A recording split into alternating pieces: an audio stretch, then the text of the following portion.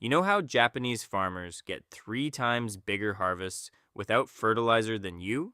Here's the difference: you plant, you fertilize, you water, and you hope for bigger crops. When growth slows down, you add more fertilizer. They plant once, and then they build soil that feeds crops for decades. You chase nutrients, they build ecosystems. You get short term growth, they get long term abundance. The first thing to understand is this: they are not feeding plants, they are feeding soil. Modern agriculture focuses on delivering nutrients directly to crops in measured doses. Japanese natural and traditional farming systems focus on building a living soil ecosystem that delivers nutrients automatically.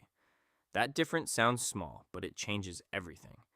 When fertilizer is applied directly, plants grow quickly, but the soil underneath slowly weakens. Microbial life declines. Organic matter drops. Structure collapses.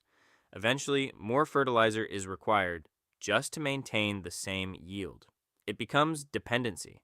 But when soil biology is prioritized, fertility compounds instead of depletes. Healthy soil is not just dirt. It is a living network of fungi, bacteria, protozoa, worms, and insects. These organisms break down organic material and convert it into forms plants can absorb naturally.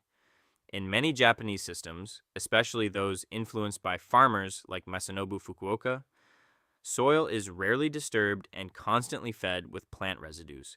Instead of importing fertility in bags, they recycle what already grows on the land. Crop residues are returned to the surface. Straw is left in the field.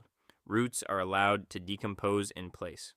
Over time, this creates a stable nutrient cycle. And because microbes are constantly active, plants receive nutrients steadily instead of in artificial bursts. If you think fertilizer equals bigger plants, this is where the shift happens. Rapid growth is not the same as strong growth. When nutrients are force fed, plants often grow fast but soft. They become more attractive to pests and more vulnerable to stress. In biologically active soil, growth may appear slower at first, but root systems develop deeper and stronger.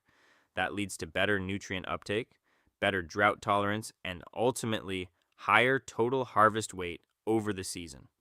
Bigger yields don't come from pushing plants harder. They come from building a stronger foundation underneath them. Another key principle is continuous soil cover. Bare soil is a modern habit. After harvest, many fields are left exposed to sun, wind, and rain.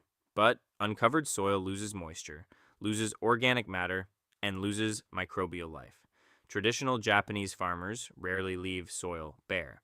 They use mulch, straw, cover crops, or living ground cover to protect the surface year round. This layer acts like insulation. It moderates temperature, reduces evaporation, prevents erosion, and feeds soil organisms as it decomposes. When soil stays cool and moist, microbes thrive.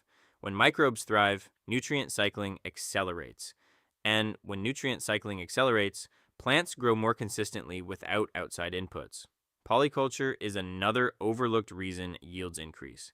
Instead of planting vast single crop areas, many traditional systems mix crop strategically. Different root depths, growth patterns, and nutrient needs allow plants to support rather than compete with each other. Deep-rooted plants pull minerals from lower soil layers. Shallow-rooted plants occupy the upper layer. Legumes fix nitrogen naturally through symbiotic bacteria. Aromatic plants can reduce pest pressure. The result is a more balanced ecosystem. Fewer pest outbreaks, fewer nutrient deficiencies, more total biomass harvested from the same space.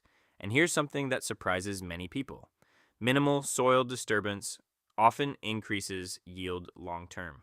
Tilling feels productive, it makes soil look loose and ready, but frequent tilling breaks fungal networks, exposes organic matter to rapid oxidation, and disrupts microbial communities. In no-till or low-disturbance systems, soil structure improves year after year. Fungal networks remain intact. Water infiltration improves. Roots penetrate deeper. Over time, this stability produces stronger crops. It may take patience in the beginning, but after several seasons, yields often surpass conventional plots that rely heavily on fertilizer. Timing also plays a role. Many Japanese farmers carefully align planting with seasonal rhythms rather than rigid calendar dates. They observe temperature patterns, moisture levels, and soil readiness. Planting into healthy, biologically active soil at the right moment reduces transplant shock and accelerates establishment. This attention to timing reduces the need for artificial stimulation later. But the biggest reason harvests increase without fertilizer is compounding organic matter. When plant residues are returned to the soil every season, organic content rises gradually. Organic matter improves water retention dramatically. Soil that holds more water supports larger plants during dry periods. It also buffers nutrient availability, preventing leaching. In simple terms, the soil becomes a storage battery for fertility. Instead of nutrients washing away after rain, they remain in the system. What makes this powerful is that each principle strengthens the others. Mulch feeds microbes. Microbes increase nutrient availability. Better nutrient availability supports stronger plants. Stronger plants produce more residue. More residue feeds the soil again. It becomes a positive loop. Fertilizer-based systems often create a negative loop. More inputs required each year to compensate for declining soil health. Soil-based systems create a positive loop. Fewer inputs required as fertility builds naturally. Now, this doesn't mean Japanese farmers do nothing. They compost, they manage residues, they plan rotations carefully, but their effort goes into strengthening biological systems rather than purchasing external nutrients. And over time, that biological strength translates into stable, often higher yields. If you're thinking about applying this to a backyard garden, the shift is surprisingly simple. Stop focusing on what to add and start focusing on what to protect. Keep soil covered at all times. Return plant waste back to the beds. Reduce tilling as much as possible. Add compost instead of synthetic fertilizer. Introduce diversity instead of monoculture. These steps don't produce overnight miracles, but within a few seasons, the difference becomes visible. One of the biggest misconceptions is that fertilizer equals productivity. In reality, fertilizer often compensates for poor soil structure. When soil structure improves, fertilizer becomes less necessary. Roots explore more space. Microbes supply nutrients steadily. Water remains available longer.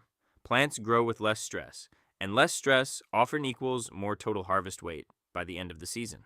There is also a resilience factor. Fields managed biologically tend to perform better during extreme weather. During drought, high organic matter soils retain moisture. During heavy rain, well-structured soils drain effectively without waterlogging. This stability reduces crop loss. Even if peak growth rates are similar, fewer losses mean larger final harvest totals. This approach requires patience, which is why it's often overlooked. Fertilizer gives visible results within days. Soil building gives visible results within seasons. But once the system matures, it becomes self-reinforcing. That is the hidden advantage. And here's the deeper shift. Modern agriculture treats soil as a medium to hold plants upright while nutrients are delivered externally. Traditional Japanese systems treat soil as the primary asset. Protect the soil, and the harvest protects itself. So when you hear that some Japanese farmers achieve bigger harvests without fertilizer, it isn't because they discovered a secret input. It's because they removed the dependency and strengthened the foundation instead. They rely on biology rather than chemistry, cycles rather than shortcuts, accumulation rather than extraction. The lesson isn't that fertilizer is evil. It's that fertilizer is a tool, not a foundation. If soil biology is weak, fertilizer becomes necessary. If soil biology is strong, fertilizer becomes optional. And that changes how you see your garden. Instead of asking, what should I feed my plants? The better question becomes, how do I strengthen my soil this season? Because once the soil is alive and protected, it does most of the feeding for you. If you enjoy learning practical systems like this, simple principles that turn an ordinary garden into a resilient, food producing ecosystem, make sure you're subscribed to Science Garden. I spend a lot of time researching, studying traditional methods, and organizing them into clear steps you can apply in your own backyard. If you want more guides on self sufficient gardening and long term soil building strategies, subscribe and join the Science Garden community.